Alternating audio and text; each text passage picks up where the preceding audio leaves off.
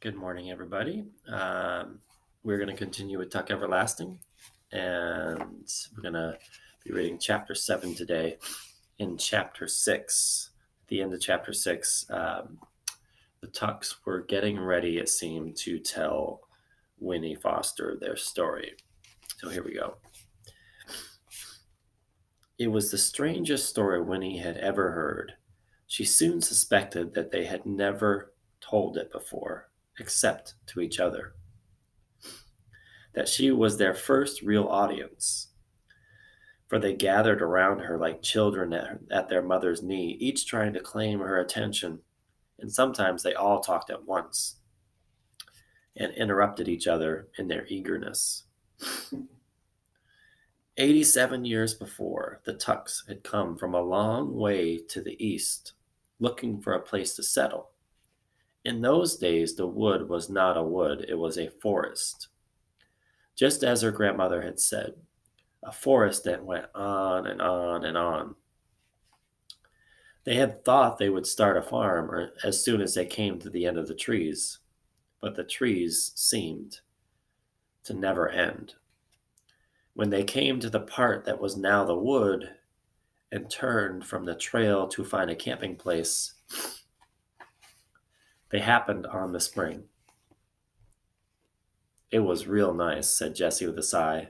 It looked just the way it does now, a clearing, lots of sunshine, that big tree with all those knobby roots. We stopped, and everyone took a drink, even the horse. No, said May, the cat didn't drink. That's important. Yes, said Miles. Don't leave that out. We all had a drink except for the cat. Well, anyway, Jessie went on, the water tasted sort of strange, but we camped there overnight, and Pa carved a T on a tree trunk to mark where we'd been. And then we went on. They had come out of the forest at last, many miles to the west, had found a thinly populated valley, had started their farm. We put up a house for Ma and Pa, said Miles, and a little shack for Jessie and me. And we figured we'd be starting our families of our own pretty soon and would want our own houses. That was the first time we figured there was something peculiar, said May. Jessie fell out of a tree. I was way up in the middle, Jessie interrupted, trying to saw off some of the big branches before we cut her down. And I lost my balance and I fell. He landed plumb on his head, said May with a shudder. We thought for sure he'd broke his neck. But come to find out, it didn't hurt him a bit.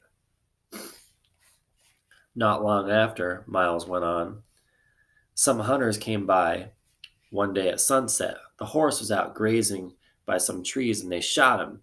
Mistook him for a deer, they said. Can you fancy that? But the thing is, they didn't kill him. The bullet went right on through him and didn't hardly even leave a mark. Then Pa got snake bit, and Jessie ate the poisoned toadstools, and I cut myself, said May. Remember slicing bread? But it was the passage of time that worried them most. They had worked the farm, settled down, made friends, but after 10 years, then 20, they had to face the fact that there was something terribly wrong. None of them was getting any older. I was more than 40 by then, said Miles sadly. I was married, I had 2 children, but from the look of me, I was still 22. My wife, she finally made up her mind I'd sold my soul to the devil. She left me. She went away and she took the children with her. I'm glad I never got married, Jessie put in. I was with It was the same with our friends, said May. They they come to pull back from us. There was talk about witchcraft, black magic. Well, you can't hardly blame them, but finally we had to leave the farm. We didn't know where to go. We started back the way we came, just wandering. We was like gypsies. When we got this far, it changed, of course. A lot of the trees was gone. There was people and tree gap. It was a new village. The road was here, but in those days it was mostly just a cow path. We went on into what was left of the wood to make a camp, and when we got to the clearing and the tree and the spring, we remembered it from before. It hadn't changed, no more than we had, said Miles. And that was how we found out. Pod carved a T on the tree, remember, 20 years before, but the T was just where it had been when he'd done it. That tree hadn't grown one whit in all that time. It was exactly the same, and the T he'd carved was as fresh as if he'd just put it there. Then they had remembered drinking the water. They and the horse, but not the cat. The cat had lived a long and happy life on the farm, but had died some 10 years before. So they decided at last that the source of their changelessness was the spring. When we come to that conclusion, May went on, Tuck said, that's my husband, Angus Tuck. He said he had to be sure once and for all. He took his shotgun and pointed it at himself the best way he could, and then before we could stop him, he pulled the trigger. There was a long pause. May's fingers laced together in her lap, twisted with the tension of remembering. At last she said, the shot knocked him down, went into his heart. It had to, the way he aimed it, and right on through him. It scarcely even left a mark. Just like, like you shot a bullet through water. And he was just the same as if he'd never done it. After that, we went sort of crazy, said Jesse, grinning at the memory. Heck, we was going to live forever. Can you picture what it felt like to find that out? But then we sat down and talked it over, said Miles. We're still talking it over, Jesse added. And we figured it'd be very bad if everyone knowed about that spring, said May. We'd begun to see what it would mean. She peered at Winnie. Do you understand, child? That water, it stops you right where you are. If you'd had a drink of it today, you'd stay a little girl forever. You'd never grow up. Not ever. We don't know how it works or even why, said Miles. Pa thinks it's something left over from, well, some other plan for the way the world should be, said Jesse. Some plan that didn't work out too good. And so everything was changed except that the spring was passed over somehow or other. Maybe he's right. I don't know. But you see, Winnie Foster, when I told you before I'm 104 years old, I was telling the truth. But I'm really only 17. And, as far as I know, I'll stay 17 till the end of the world.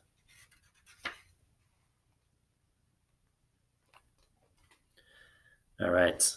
So there's the Tuck's story. We're going to read one more chapter in this session, chapter 8. So now Winnie knows. Let's see what she does with that information. Chapter 8.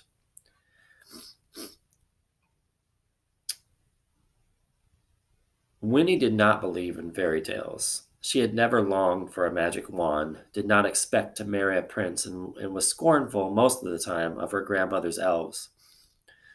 So now she sat, mouth open, wide-eyed, not knowing what to make of this extraordinary story. It couldn't, not a bit of it, be true. And yet, it feels so fine to tell somebody, Jesse exploded. Just think, Winnie Foster, you're the only person in the world besides us who knows about it. Hold on now, said Miles cautiously. Maybe not. There might be a whole lot of others, for all we know, wandering around just like us. Maybe, but we don't know them, Jesse pointed out. We've never had anyone but us to talk about it to. Winnie, isn't that peculiar and kind of wonderful? Just think of all the things we've seen in the world, all the things we're going to see. That kind of talk will make her want to rush back and drink a gallon of the stuff, warned Miles. There's a whole lot more to it than Jesse Tuck's good times, you know. Oh, stuff, said Jesse with a shrug. We might as well enjoy it, as long as we can't change it. You don't have to be such a parson all the time. I'm not being a parson, said Miles. I just think you ought to take it more serious. Now, boys, said May. She was kneeling by the stream, splashing her face and hands with cool water. Whew, such weather, she exclaimed. Sitting back on her heels, she unfastened the brooch, took off her shawl, and toweled her dripping face. Well, child, she said to Winnie, standing up, now you share our secret. It's a big, dangerous secret. We gotta have your help to keep it. I expect you're full of questions, but we can't stay here no longer. She tied the shawl around her waist then and sighed. It pains me to think how your ma and pa will worry, but there's just no way around it. We've got to take you home with us. That's the plan. Tuck, he'll want to talk it out. Make sure you see why we can't tell no one. But we'll bring you back tomorrow, all right? And all three of them looked at her hopefully. All right, said Winnie, for she decided there wasn't any choice. She would have to go. They would probably make her go anyway, no matter what she said. But she felt there was nothing to be afraid of, not really. For they seemed gentle and, in a strange way, childlike.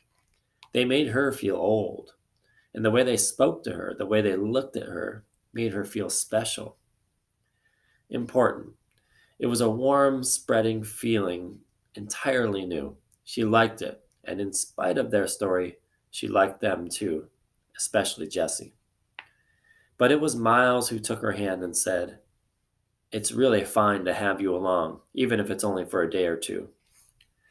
Then Jessie gave a great whoop and leapt into the stream, splashing mightily.